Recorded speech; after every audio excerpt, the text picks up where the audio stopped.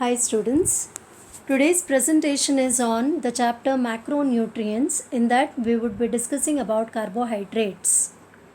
Now how do we define these carbohydrates? These are macronutrients. Why are they called as macronutrients? Because they are required in large amounts in the diet. It's not because of their structure. And these are the chief source of energy.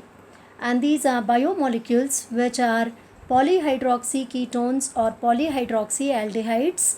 What do you mean by polyhydroxy? Means they have many OH groups in them, and they can have a functional group, either a keto group or an aldehyde group, and they have a general formula CnH2O whole n, where the number of carbon atoms can start from 3.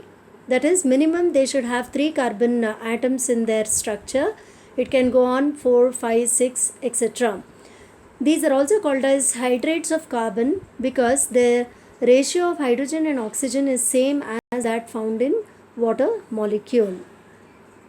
Carbohydrates, we all know that they are widely distributed in plants and to some extent in animals.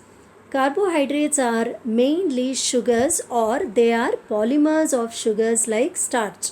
Means when I say polymer of sugar, they are basically made out of sugar units, which see here, in case of polymers of sugar such as starch or cellulose, whatever it is, they can be hydrolyzed or broken down into simpler sugar units by the help of digestive enzymes. Now nutritionally, we can divide carbohydrates into two classes, that is sugars and non-sugars. Sugars, as we all know, they are sweet to taste and they are generally soluble in water, crystalline in structure. And here we come across, when I talk about dietary carbohydrates, we come across monosaccharides and disaccharides. We are not discussing the regular classification of carbohydrates wherein we classify them based on the chain length or the number of carbon units in them as monosaccharides or disaccharides, oligosaccharides and so on.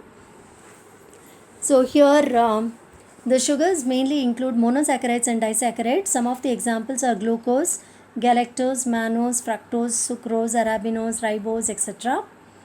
So non-sugars are generally not sweet to taste. They are insoluble in water and are generally found as polymers of these simple sugars such as starch, cellulose, glycogen, then pectins, gums. You would have seen the gum on the bark of trees. So I'm talking about those gums. Fine. Coming on to the sources, plants, as we have already discussed, are the chief source of carbohydrates, and starch is a major carb synthesized in these plants. To some extent, carbohydrates are also found in animal tissues as glycogen, and we also call it as animal starch. So this is a small table of the various sources of carbohydrates and how many grams of carbohydrates are contained in 100 grams of these cereals or millets or pulses, nuts. So you have the table here, you can go through it. So continuing with the source, carbs generally supply 65 to 80% of the total energy in the requirement of the body. So some amount is also given by fats. Nutritionally important carbs, as I have been telling you now, includes glucose, sucrose, fructose, starch, glycogen, irrespective of whether they are simple or whether they are sugars or non-sugars. And we all know that starch is primarily obtained in cereals, and also they are components of legumes, then roots and tubers. Glucose and fructose are mainly present in fruits and honey. Sucrose, the common table sugar, is mainly obtained from sugarcane, and it is used as a sweetening agent in beverages and food preparations. Lactose is also a sugar. It is a disaccharide wherein it has two monosaccharide units, glucose and galactose, and it is present about 5% in the animal milk, also in the human milk. Pulses, when I talk about pulses, they are mainly for proteins, but they also contain 40 to 50% of carbs in them, and 1 to 4% of carbs are also present in vegetables. Sugars form 90% of the total carbohydrate content in nature. That is, put together all the sources, all the carbohydrate present in all the sources sugars take an upper hand. They constitute about 90% of the carbohydrates. And an adult human body of about say 70 kilogram weight contains around 370 to 500 grams of carbohydrate, stored mainly in the form of glycogen in the muscles and the liver. And there also small percentage is also present in membrane lipids as constituents of membrane lipids and among proteins like immunoglobulins. Coming on to the role or functions of carbohydrates, we all know that the first and the foremost function or the role of carbohydrate is the source of energy. Second is the second source of energy is the lipid. Since carbohydrates are aqueous, we prefer carbohydrates as the main source than lipids for energy. So generally we all know that 4 kilocalories per gram of carbohydrate oxidized is obtained. So you get an energy output of 4 kilocalories when 1 gram of carbohydrate is oxidized. What do you mean by protein sparing action? If the diet does not supply enough of calories from carbohydrates, then the dietary proteins have to be oxidized, that is, they have to be degraded to form amino acids, and these amino acids in turn they undergo what is called as deamination to form keto acids, and keto acids are the intermediates of TCA cycle, and that's how proteins enter the TCA cycle to furnish the cells with energy when carbohydrate intake is low. So carbohydrates have to be provided in the diet in order to spare proteins to do their varied functions in the body. So we have a number of name any function proteins would be present in that function. It could be transportation of gases or vision or muscular action, name any, or enzymes, immunoglobulins.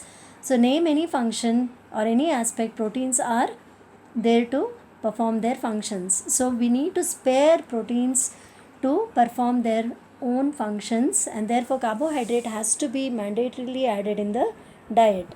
So carbohydrates also replenishes the intermediates of TCA cycle. So can you name some of the intermediates of TCA cycle?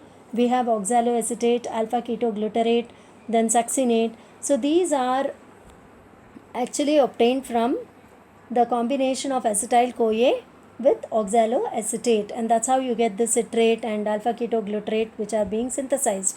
So carbohydrates, when they degrade through the glycolytic pathway, they give acetyl-CoA and further give intermediates or the the components of the TCA cycle.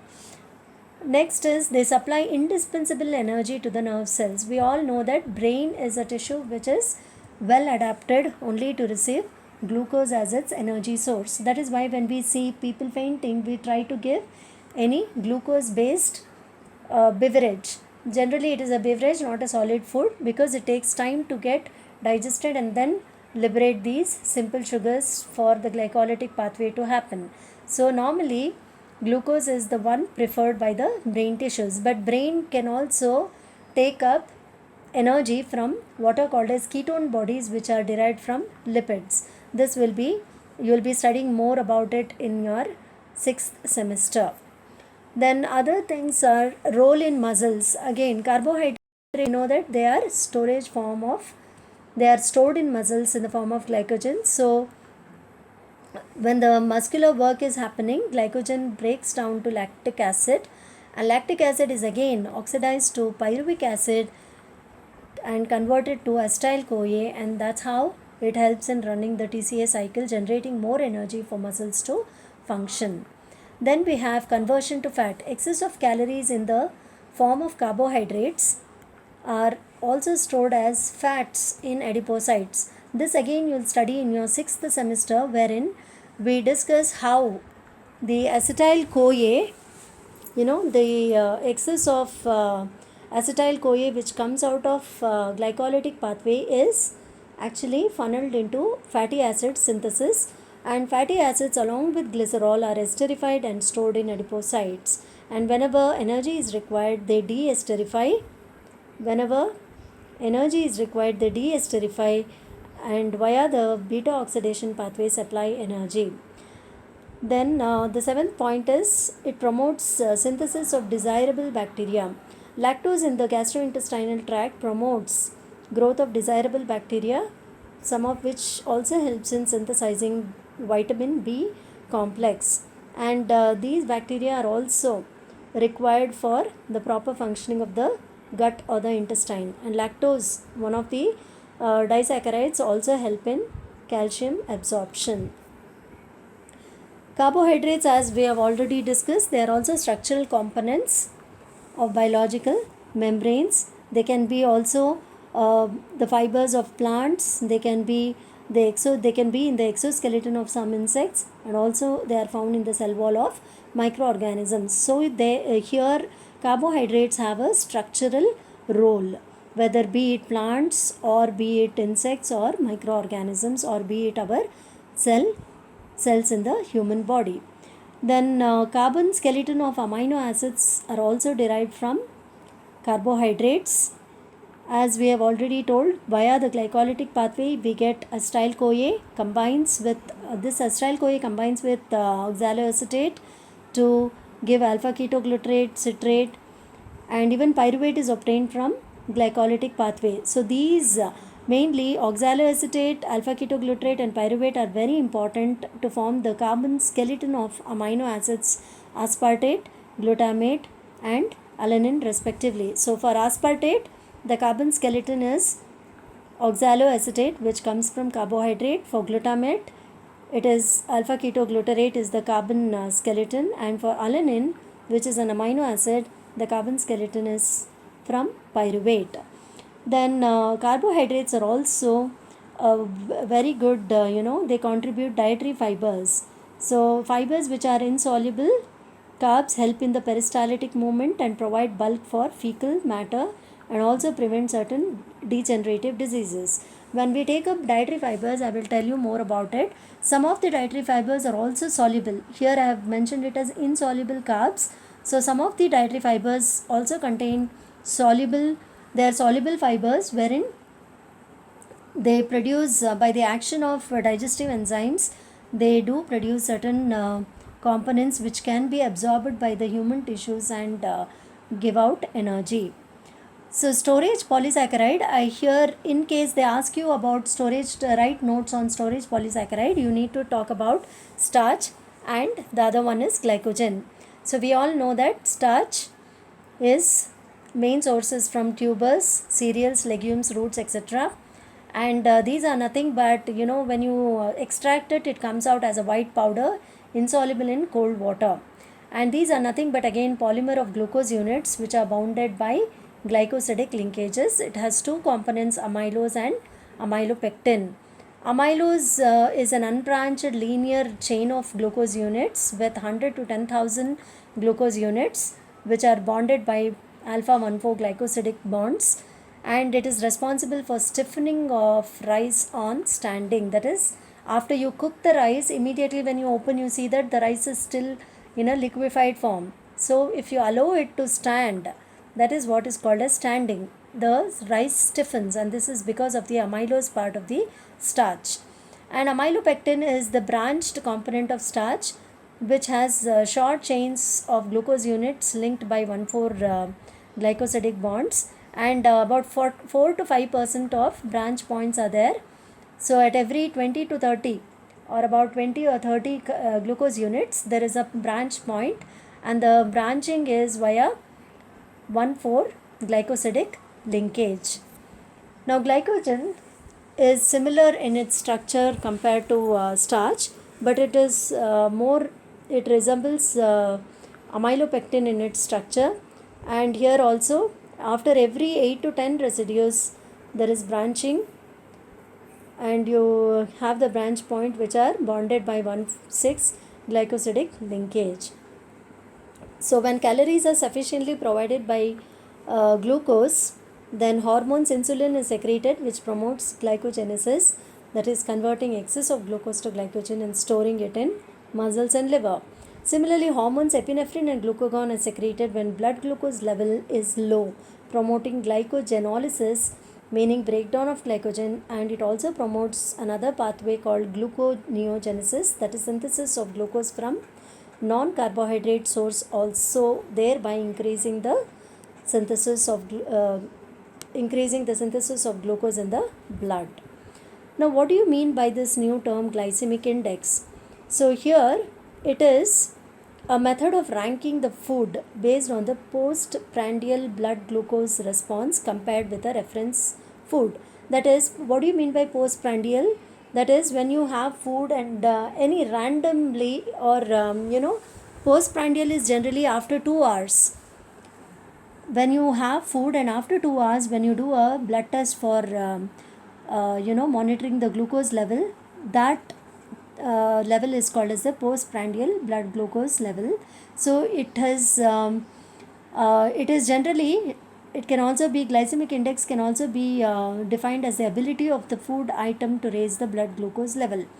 Here I have given an example of starch from rice has high glycemic index compared to that of ragi, which means starch from rice hydrolyzes quickly, increasing the blood glucose level, whereas starch from rice takes time to hydrolyze and slowly it increases the blood glucose level. This reduces the load on insulin secretion in future and prevents the situation of insulin resistance, thus helping the blood glucose level to be in normal range for a longer period of time. This is very important.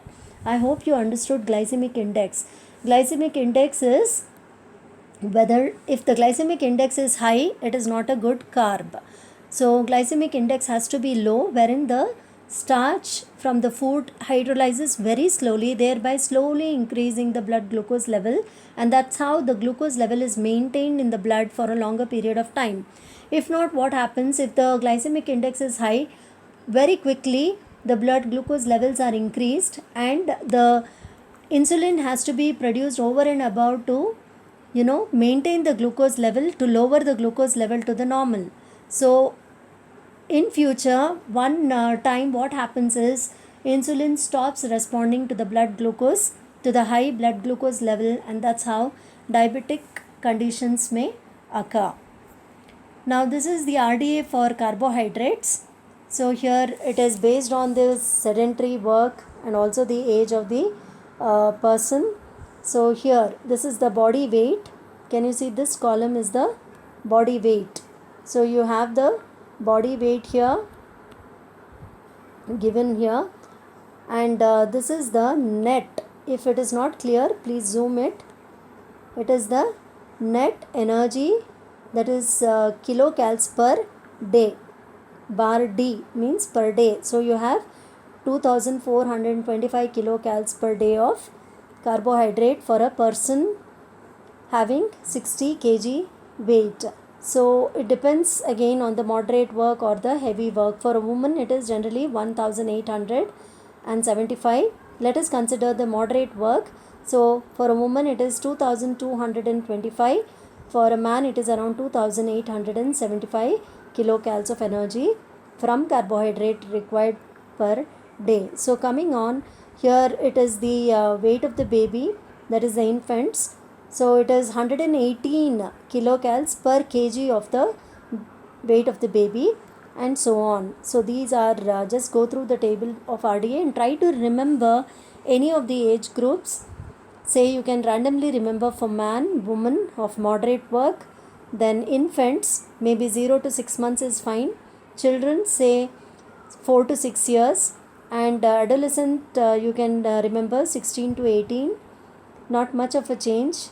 Boys and girls, on an average you can say around 2500 kilocals of energy per day. This is how you have to remember the RDA based on different categories of age and try to write it. So in the next PPT I would like to focus on dietary fibers and lipids. Thank you.